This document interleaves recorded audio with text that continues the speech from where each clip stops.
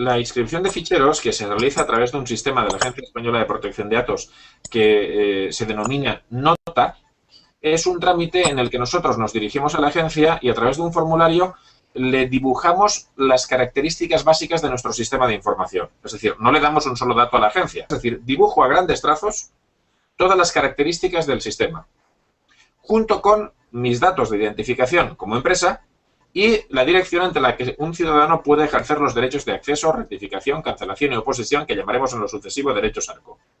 Eso va a un registro público que cualquier ciudadano puede consultar.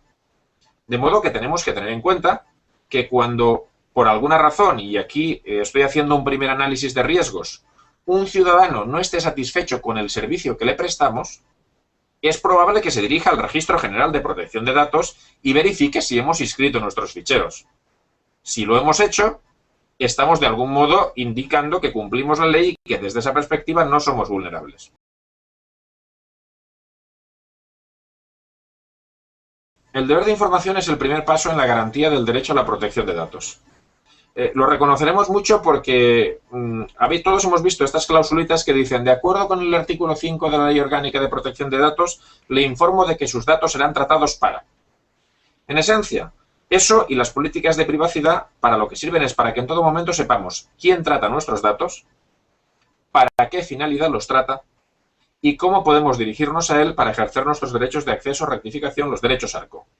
Adicionalmente, nos tienen que decir si facilitar esos datos es obligatorio, y a esto responde, si recordáis, las imágenes que a veces vemos en los combos en Internet donde hay un asterisco que nos dice esto es obligatorio, y las consecuencias de qué ocurrirá si no facilitamos esos datos. Usted no podrá acceder, etcétera. Por tanto, es la herramienta mediante la cual el ciudadano, el cliente, sabe quién va a tratar sus datos y para qué.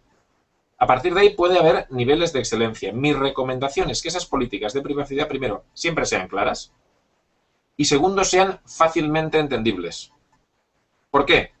Porque en realidad nosotros no tenemos nada que ocultar y nuestro cliente, cuando sepa cuáles son nuestras prácticas, va a estar mucho más tranquilo que si no entiende nada.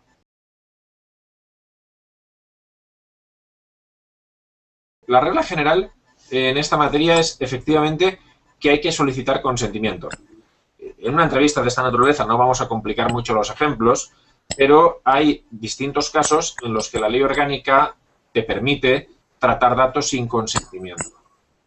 ¿Por qué? Por distintas razones. Por ejemplo, cuando una administración pública ejerce una potestad pública, no hace falta pedir consentimiento. Es importante un matiz. Informar hay que informar siempre. Cuando celebramos un contrato, todo lo que tiene que ver con tratar esos datos no requiere consentimiento. Por dar un ejemplo muy gráfico. Cuando yo abro una cuenta bancaria, el banco va a necesitar mi nombre, mis apellidos, mi dirección y además manejará el número de cuenta que me asigna. Para eso basta con que me informe. No necesita de mi consentimiento porque es un contrato.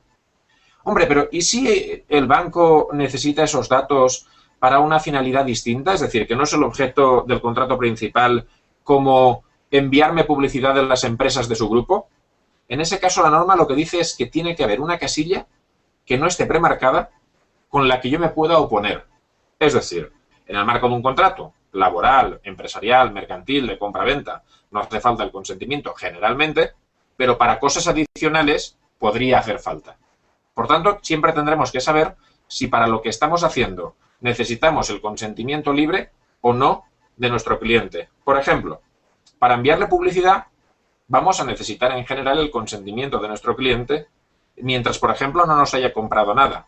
Y esto excede de la Ley Orgánica de Protección de Datos y lo veremos seguramente con más detalle después. Hay previsiones específicas sobre consentimiento cuando hablamos de correos comerciales a través de Internet.